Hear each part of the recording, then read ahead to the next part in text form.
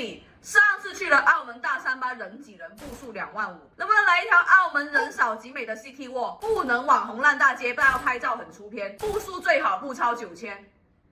哇，雷视频像你说的话，又不要网红，但又要拍照，又要 City Walk，又不想走路，这个是人说出来的话吗？不过雷问我还是可以给你放几个配出来的。如果你受够了澳门人挤人的大三巴关野街，不如来感受一下澳门人的后花园。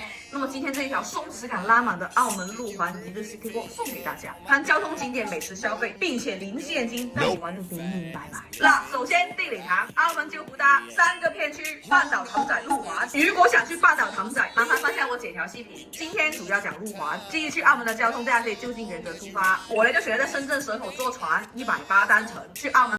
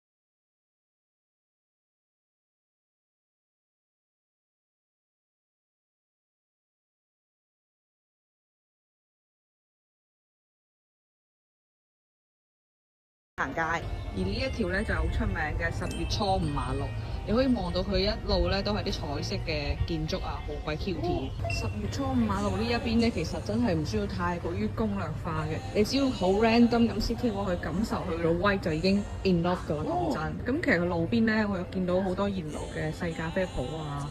我超啊！其實去行下啲街街巷巷去感受下就 OK 噶啦，所以我就開始我嘅追變 P 人計劃啦。Time to 展示下今日我嘅 OOTD 啊！主打就係朱古力奶、咖啡、中式配白色，中式嘅背底褲，白色嘅背心，跟住一件 Gap 嘅棒球服，仲有一個LV 嘅蘭花。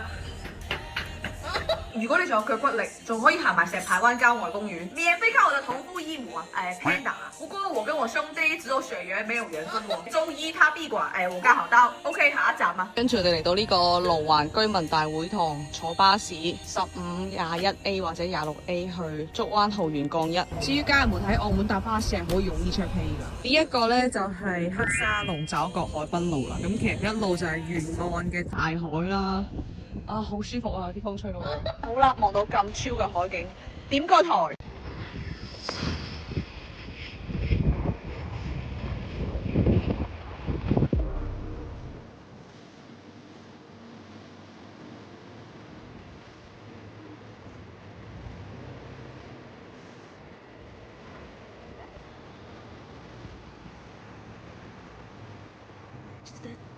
順住咯，我哋就 City Walk 嚟到嘅黑沙灘，踩住啲咁嘅軟腍腍嘅黑沙，真係非常之 in my feeling，解壓㗎。我呢今天是坐10點半的船，11點半到澳門，然後12點出頭到達路環。你看現在才下午4點鐘啊，已經走到黑沙到我們的 last stop 了，而且就7000多步，沒有超標。玩未？如果你行攰咗咧，可以嚟呢度啲笪笪地食個燒烤，買杯嘢飲。唔該你。